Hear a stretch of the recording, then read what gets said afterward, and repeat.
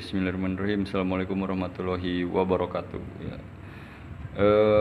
Video kali ini ya saya coba jawab pertanyaan temen yang pengen ngebahas derajat pengapian motor ya kan, merubahnya gitu. Nah sebenarnya ini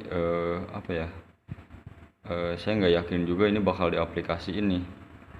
Capek-capek ya kan ngitung kayak gini, biasanya nggak bakal banyak ada orang yang pusing ya kan ngitung kayak gini, biasanya nggak tahu deh. Cuman ya saya coba aja ya kan buat ngejawab requestannya ya, semoga aja bener nanti dicobain sama dianya. Ini jadi buat derajat pengapian itu kita bisa ngitung di sini nih, di rumus ini rumusnya dapat dari si Alexander Graham Bell ya, yang kemarin udah download bukunya, bisa dilihat di bab ignition. Jadi buat babnya masalah pengapian tuh ini dapat ini nih, nanti ignition advance nya berapa derajat nih. Ini buat nyari ignition advance nya berapa derajat, ini rumusnya. Jadi cos P kuadrat tambah R kuadrat dikurangi L kuadrat dibagi 2 kali P kali R. R-nya itu stroke di sini biasanya jadi dibagi 2 ini. Dibagi 2. Terus panjang stang seher di sini biasanya dikali 2. Dikali 2 dulu angkanya tuh. Terus itu ignition timingnya yang standar pabrikannya berapa nih? Nanti ketemu maksimal. Jadi bukan maksimal ya, optimalnya gitu. Dia nggak terlalu ngemorsir si kinerja CDI nantinya. Itu. Nah ini rumus kedua jadi dari Graham Bell juga, cuman dia ngekonversi dari ini kan nanti hasilnya derajat nih. Misalkan kita nggak punya busur derajat, nah kita pakai rumus ini. Dia nanti hasilnya dalam milimeter. Nih hasil yang A tadi, timing yang tadi nih, yang di sini masukin ke sini. Nanti hasilnya timingnya dalam milimeter. Nanti gimana cara makainya? Kita tinggal mainin di seher dalam bloknya. Misalkan hasilnya berapa milimeter nih, kita turunin aja, tet gitu kan. Kita turunin, nah itu baru dia dapat hasilnya sesuai dengan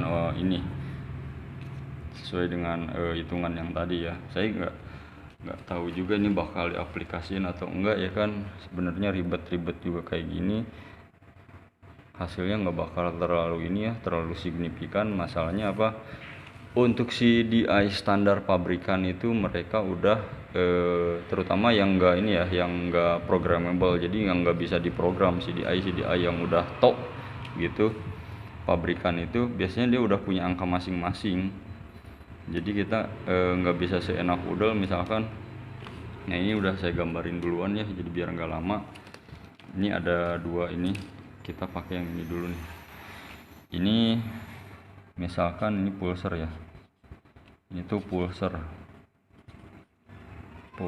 Nah ini di pabrikannya itu dia di settingan pulsernya itu misalkan berapa derajat nih jarak dari ujung akhir pick up sama si benjolan pulser, misalkan 15 derajat atau berapa gitu ya, pokoknya sekitar segitulah. Jadi ini biasanya gini sih, di jarak pakai milimeter ya kan, yang saya ini tulis nih.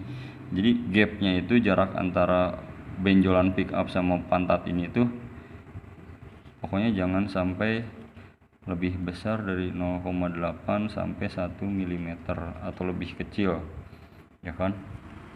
Ini biasanya katanya hasil riset teman-teman. Jadi kalau kurang dari ini biasanya CDI nya bakal gampang mati. Misalkan dipasang 0,5 atau 0,3 sangat deket nih, ini ke sini sangat deket nih, dia biasanya CDI nya gampang mati kayak gitu. Jadi ada patokannya, jadi antara 0,8 sampai 1 mm jaraknya ya. Nah terus dari sini nih, dari sini ke sini ini berapa derajat nih, misalkan 65 65 derajat gitu. Nah ini biasanya CDI-nya itu udah ngikutin angka ini, si CDI itu, jadi udah tok di paten gitu untuk pabrikan biasa itu. Jadi makanya tadi saya bilang untuk ngebahas pengapian itu kayaknya bakal banyak bahasan, tapi ujung-ujungnya apa enaknya itu malah jadi kita pakai yang aftermarket yang emang peruntukannya gitu. Kalau ini misalkan ya kan, kalau kita mau kata orang apa majuin ininya, misalkan si pick upnya dimajuin ini berapa milimeter ya kan, biar pengapiannya lebih awal gitu kan. Nah ini sebenarnya apa ya, rawan juga sih buat CDI-nya. Maksudnya CDI yang udah disettingnya misalkan 65 ya kan, ini jadi naik jadi misalkan jadi 70 sini, jadi total 70 derajat misalkan. Ini si CDI ini nggak bakal awet, CDI-nya nggak bakal awet yakin, karena pabrikan nyetingnya segini, bukan segini. Mungkin dia bisa untuk sementara gitu kan, cuman nggak bakal awet, atau ada aja gitu misalkan di bawahnya nggak enak gitu atau gimana, ada pasti plus minusnya ya.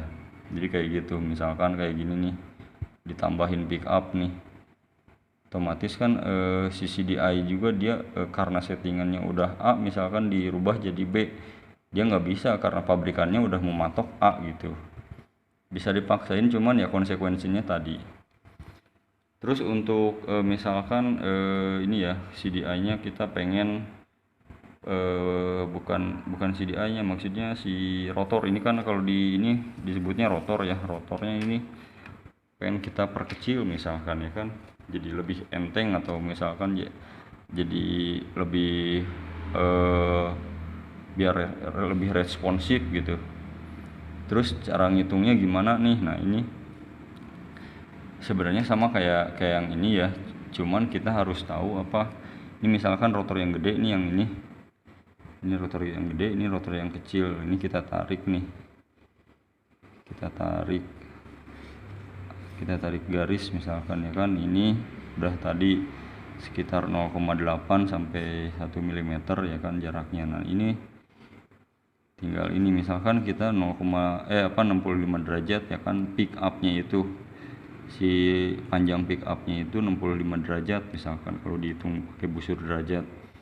Yang kecil ini nanti kalau kita pakai rotor kecil, magnet kecil, kita harus ngikutinnya gimana, kita tinggal tarik garis ini kan, ini kesini juga. Ini nanti didapat set segini, ini juga bakal sama 65 derajat dia, kayak gitu gampangnya gitu. Untuk yang mau ngerubah rotornya menjadi lebih kecil tuh, kayak gitu ngambilnya jadi ini. Terus gimana untuk misalkan derajat pengapian untuk yang stroke up, misalkan stroke up itu kan, jadi ini ibaratkan krek as lah ya. Wah jelek amat, salah, gini aja lah, bulat aja gampang.